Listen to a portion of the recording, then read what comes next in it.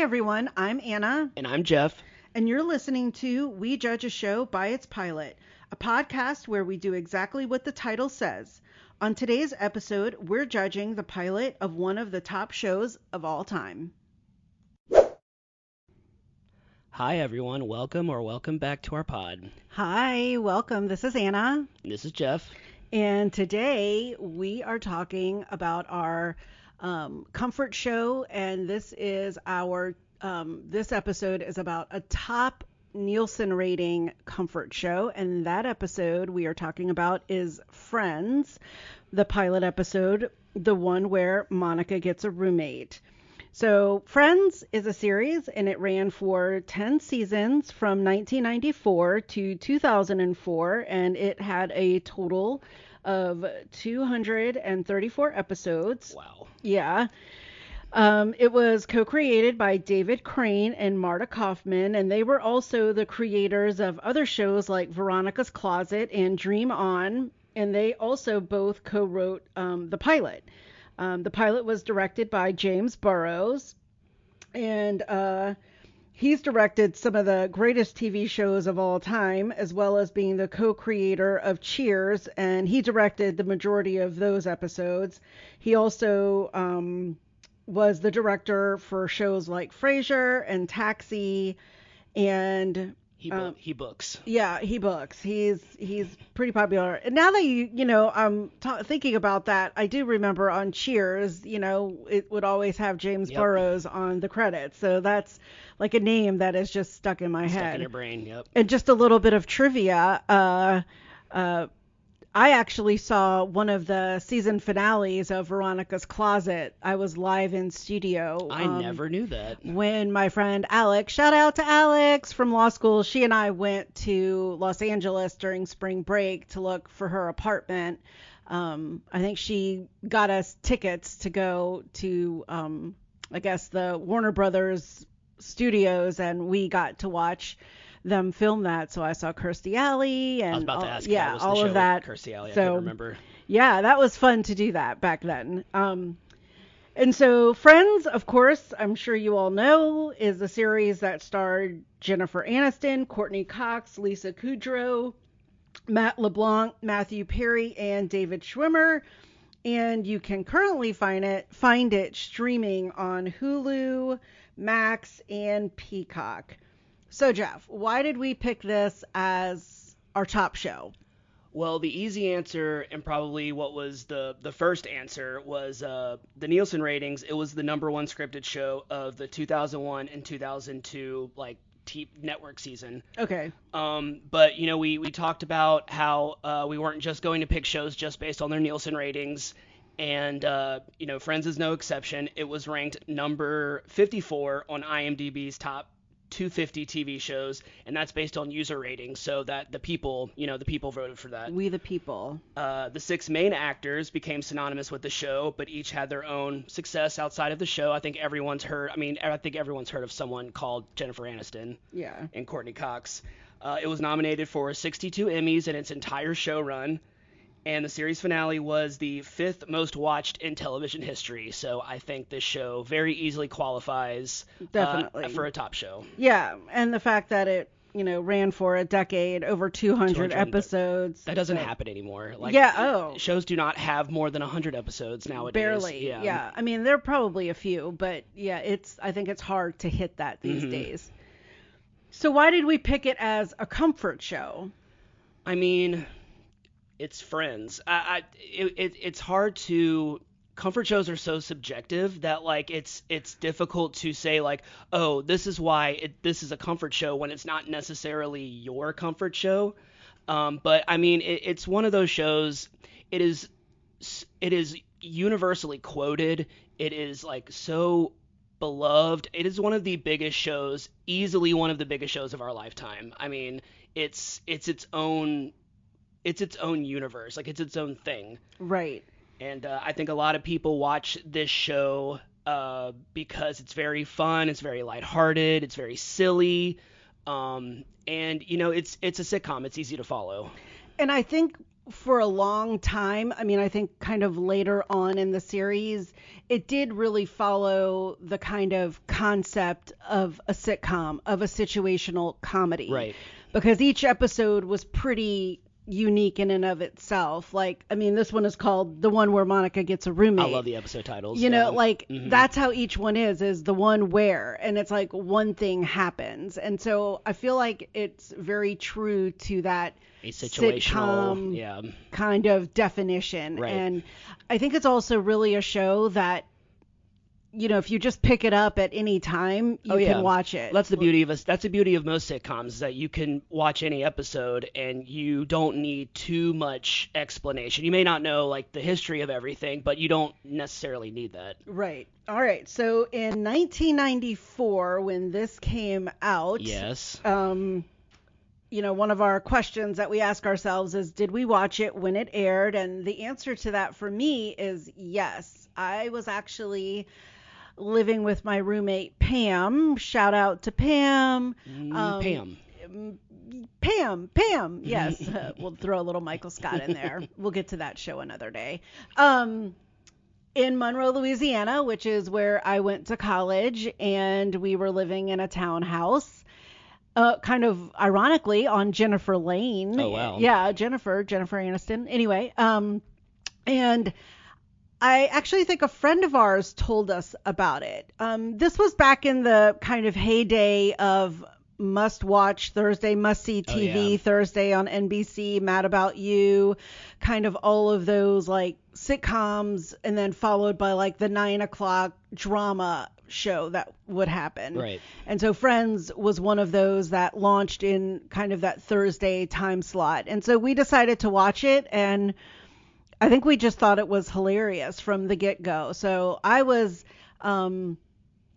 kind of in grad school, I think, at that time in 1994.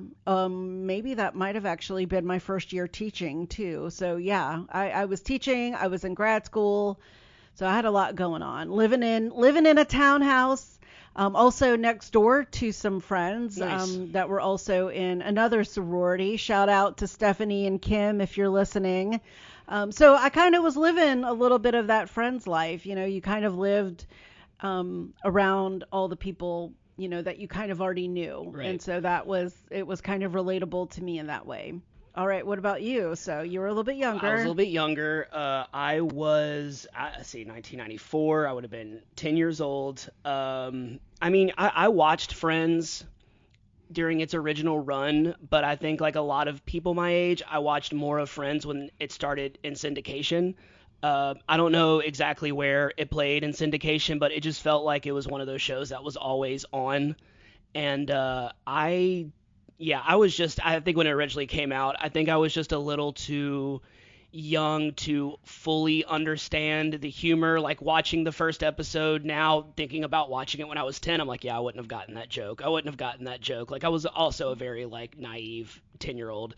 But I definitely watched Friends a little later in life, but when it was in syndication. Gotcha. All right, so should I kind of run through a little bit of the pilot summary, and we can then ask some more questions? And yeah, let's do it. All right. So we open at the fictitious and infamous Central Park Coffee Shop. It's located in the Greenwich Village on the Lower West Side of Manhattan. And we are introduced to Monica, Chandler, Joey, and Phoebe, and they are kind of teasing Monica about a date that she has coming up, and Monica's brother Ross comes in, and he is kind of telling them about his ex-wife moving out. She's leaving him, and she is now officially moved out, and he was talking about wanting to be married, and you know, that was kind of all he had wanted. And a woman in a full-on wedding dress enters the coffee shop, and Monica recognizes her as her friend Rachel from high school.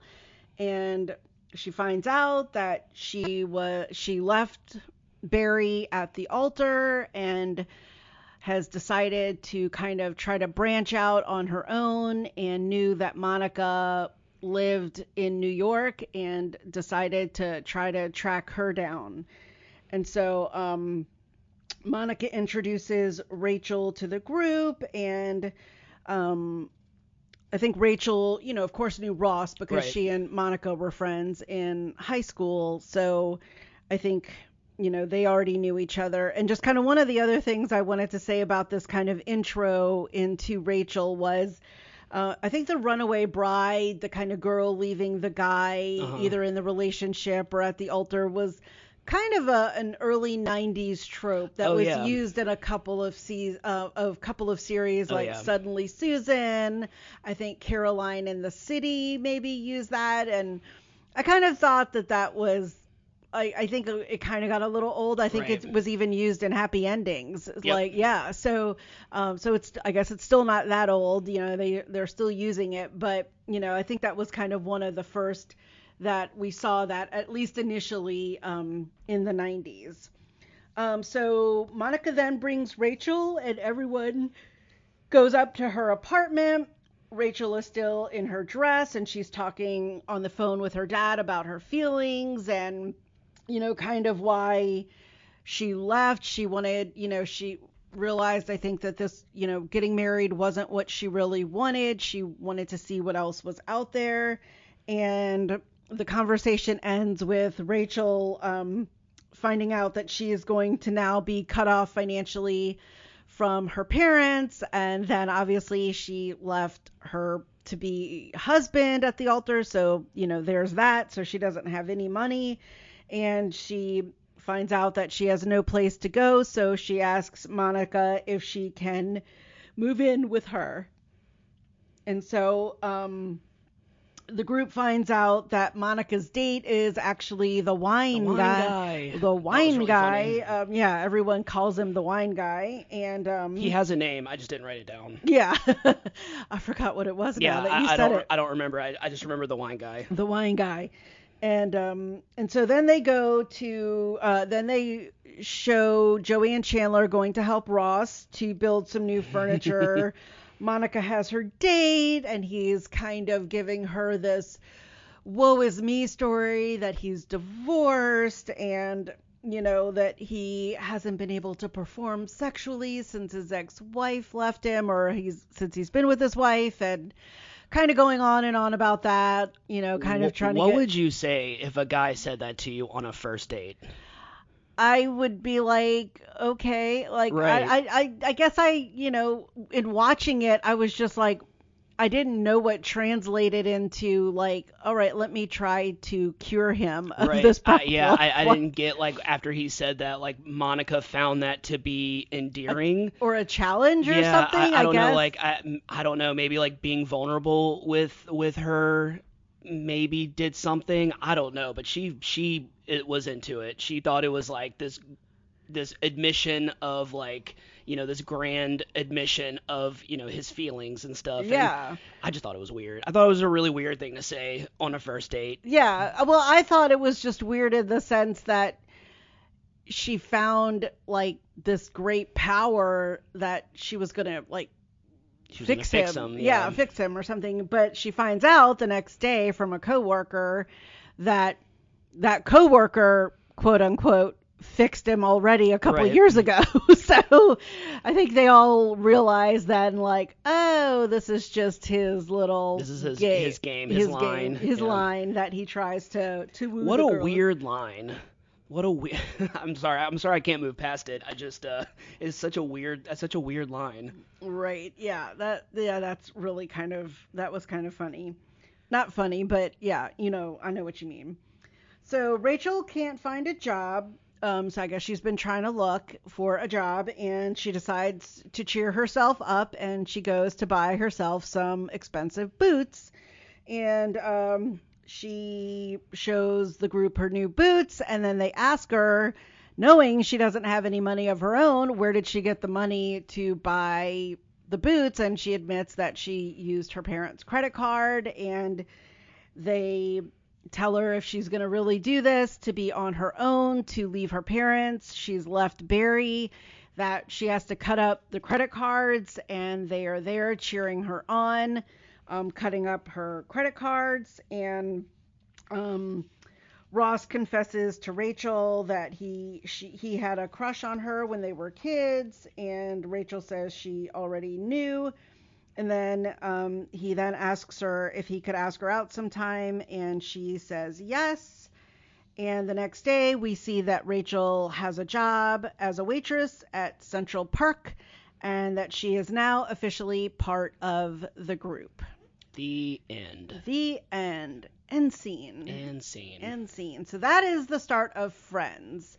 And so I think when Pam and I were watching this, I think we did at least initially thought it was funny. It was 30 minutes. Again, it was kind of part of our Thursday night watching of Right. TV in Monroe, Louisiana. And so I think what was just funny was Pam and I were single. We were two single gals living in an apartment, and here we were watching two single girls living in an apartment. Right. I mean, they were, across the hall from their guy friends. We were living next door to some college friends. I mean, we had lots of friends down the street as well. So I think initially for me, it was just something very relatable. Right. It was just, I think they were around our age in 1994. I was 25.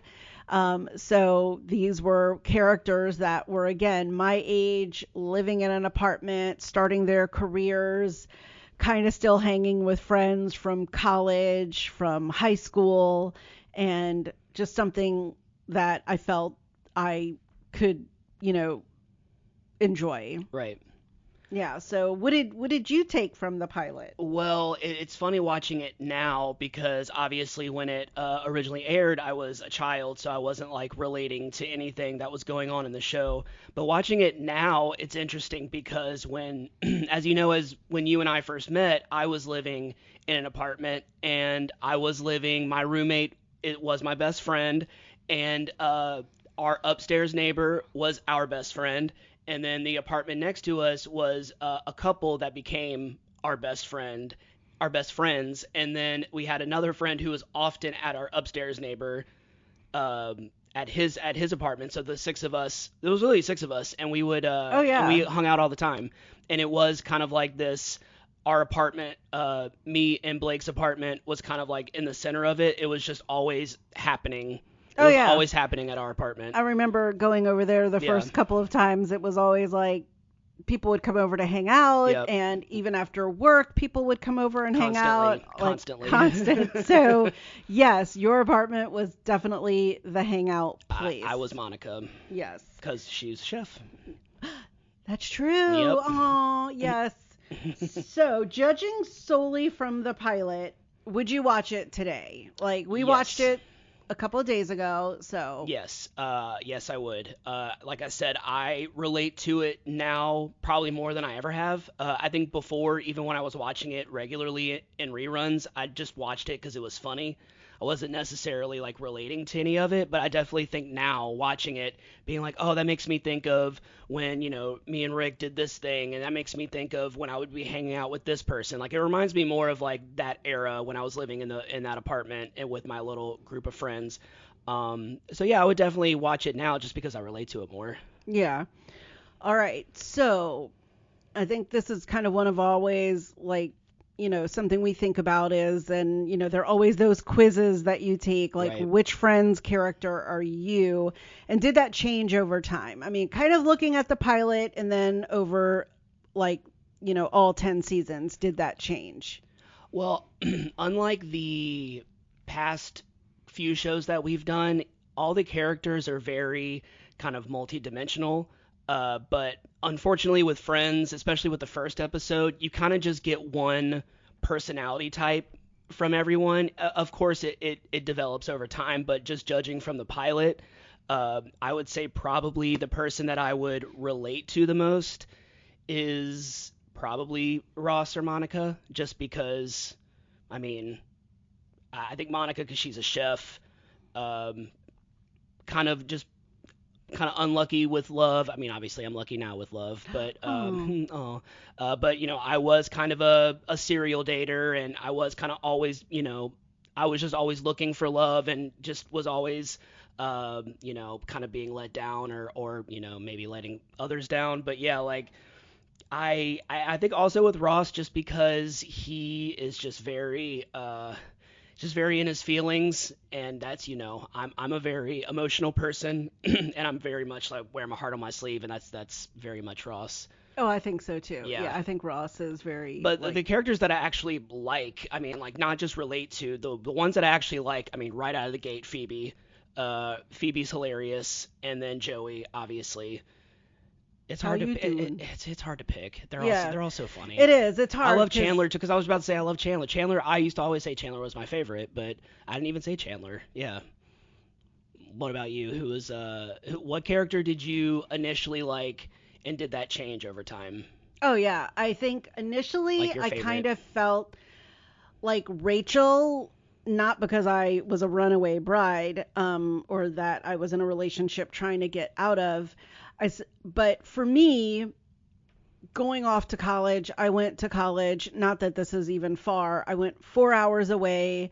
I went to a college that I didn't really know anyone, and it was kind of purposeful. I, wanted to get away from my parents. I wanted to have like a little bit more independence, and I realized a lot of that had to include making my own money. I always had like two or three jobs in college, and I just kind of wanted that independence that kind of Rachel was looking for, and to be able to do stuff on your own and not to be taken care of initially by your parents or a boyfriend or someone else telling you or kind of controlling what Right. you do.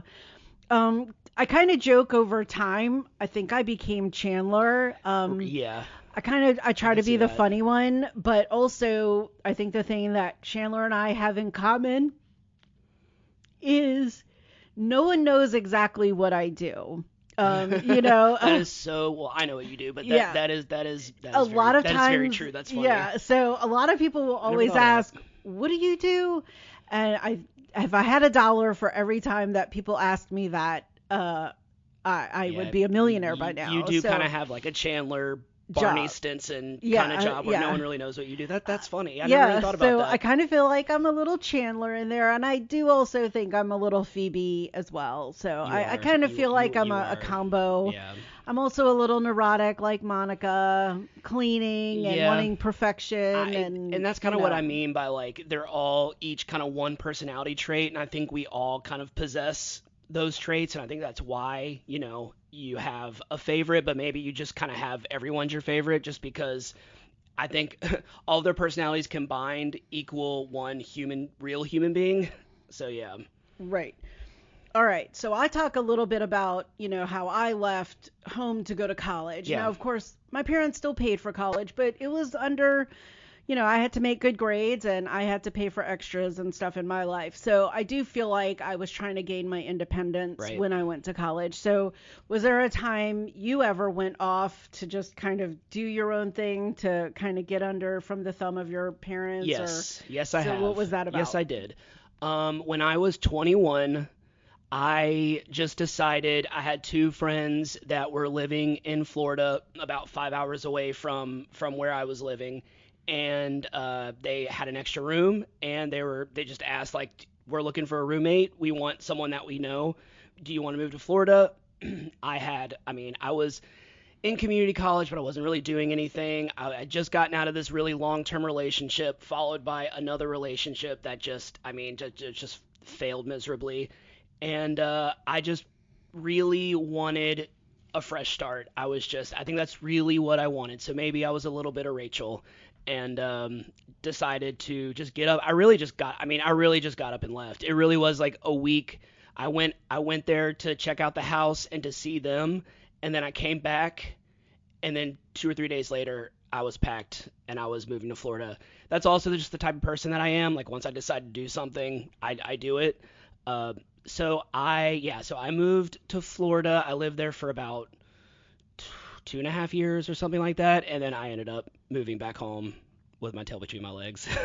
Well, yeah, and I don't Yeah. ever think anything's wrong with that Right. because, like, like I went off to college, started teaching, lost my teaching job, and then I moved home to go to law school and lived back at home with my mom again under her house and her rules, Yeah. which, I respect that. It was free, so I had to do it. But then even after law school, I decided I moved to Seattle, Washington. I Yep. mean, people like were in shock when I was like, I had never even been to Seattle, Washington. I'd only seen it in movies and stuff, and knew about the grunge music Right. and stuff. So again, and then even after moving to Seattle, and I'm sure when you move to Destin and Florida, there are always challenges. Yes. Like I always talk a lot about the struggles I had meeting people, and I didn't have like a lot of friends there, and so I eventually came back as well. So we always joke because I came back actually right when you were moving to Destin. Yep. So we sort of again were Cross paths. crossing paths. I mean, we were going to different and coming back from different coasts. But Yeah, exactly. still, So it's kind of funny that we're talking about that because I was coming back from my adventure and then you were just taking off on yours. So was Seattle the first time you were ever like fully on your own?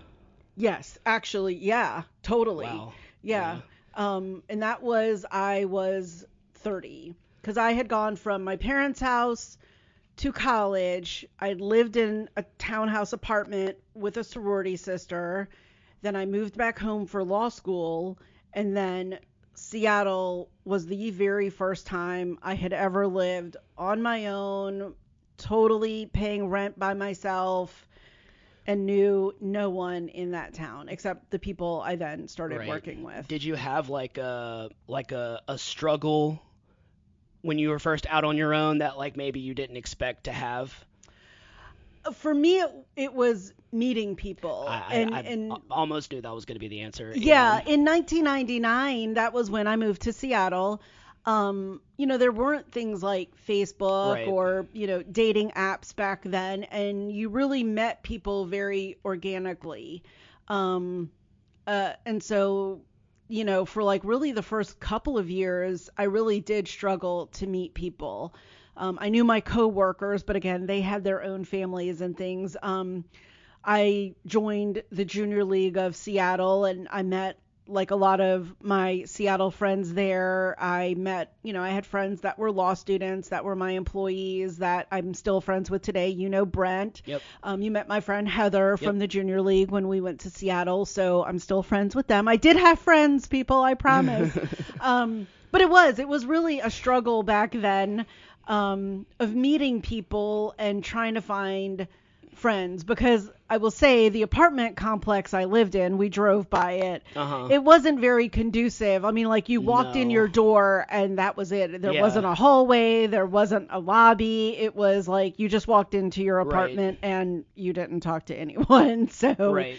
that was kind of the struggle. Aw. Yeah. My friend Alex from law school, she actually came and moved in with me for several months. When she decided to leave LA, she was in transition. So she moved in with me for a few months and then she moved back to California. Oh, okay. After that. And then, she's now in Wisconsin. Hey, Allie. But yeah, I will say meeting people in that early 2000s era was really difficult. Yep. Because when I moved to Florida, it was 2006, and the internet existed. But I mean, it's not even, I mean, as we both know, it wasn't anything like how it is now.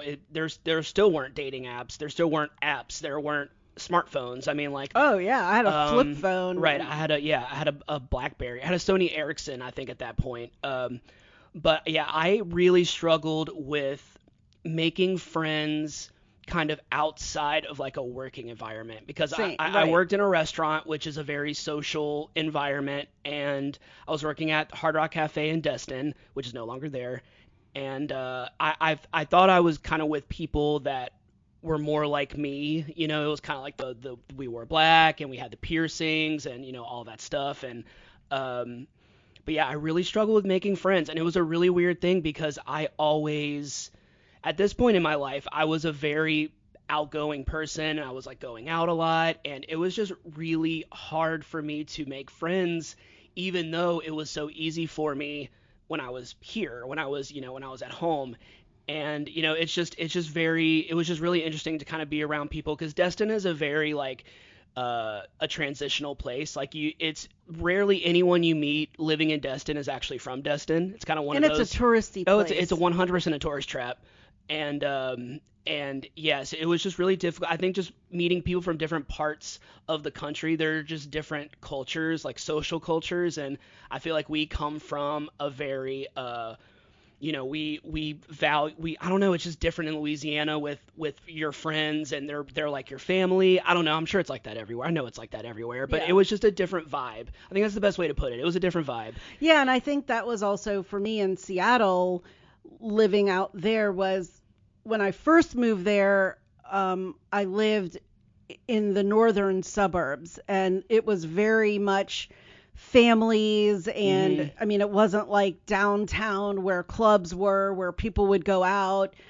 And so when I went home in the afternoon, at the end of the day, it wasn't like I was going to come back out and go to Seattle proper again and, Right.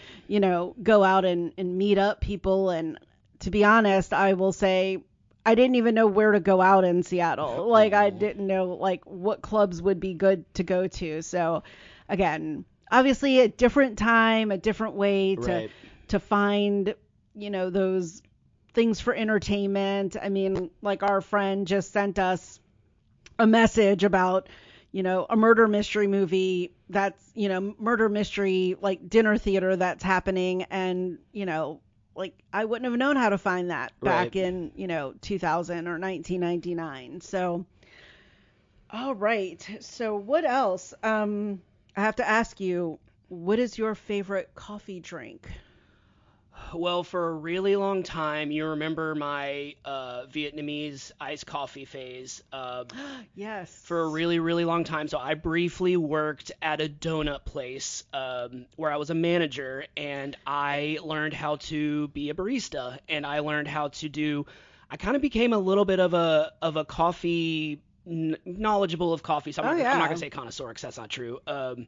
But yeah, I learned I learned a lot about coffee, and I have to say now, if I have to get one, I mean, if we're talking like chain places, the mango dragon fruit refreshers, that's not coffee, so that doesn't count. I just get it from a coffee place.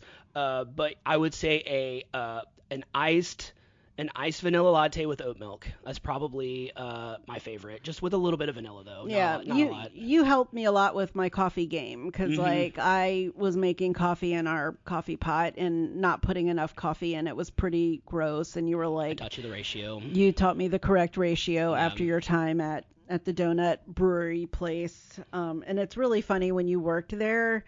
I never like really thought about the brewery part of the title meaning coffee brewing. Right. You know, People always thought we had beer. See, I am Yeah. Phoebe. Like I Yeah. just never made that connection. So What's your coffee? You have a few. I You have a lot. change it up. Yeah. I like hot. I like cold. I love me an iced handshaken espresso. I love me a latte. I love a chai.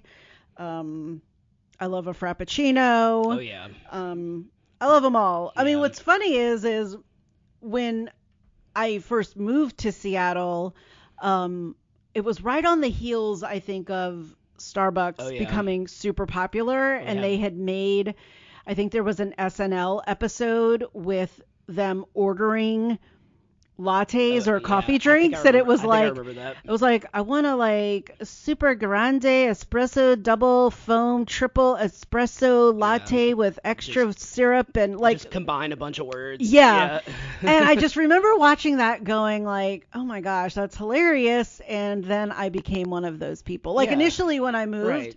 I didn't really know the language. Yeah. And I remember going, we had like 3 coffee shops in my office building that I worked in. And I remember like the first time going to the Starbucks in the building, I was like, I want a latte. And I was like, a medium or something like that. Like, I didn't know what I was doing. And inevitably someone's like, you can add like syrup or, add extra shots. And I was like, I don't know what that means. So it took me like a little bit of time to learn my Starbucks language. But we've been to the very first Starbucks. Yes, and that line was ridiculous, and we did not go inside. We did not. I mean, I've been there. I've been in it since I lived there, but we walked by it, took pictures, and so we were at the fish market. That was good enough. Yeah, that was it. Yeah. So yeah. All right. Anything else? Any other questions you have for me? Were there any? Did you find the Ross and Rachel thing like endearing, or did you find it a little overrated? Because I know that there's two camps, you know what I mean? Like there's the I'm so glad, I love them, and then the other one that like thinks that they're the worst. I think I always kind of wanted them together.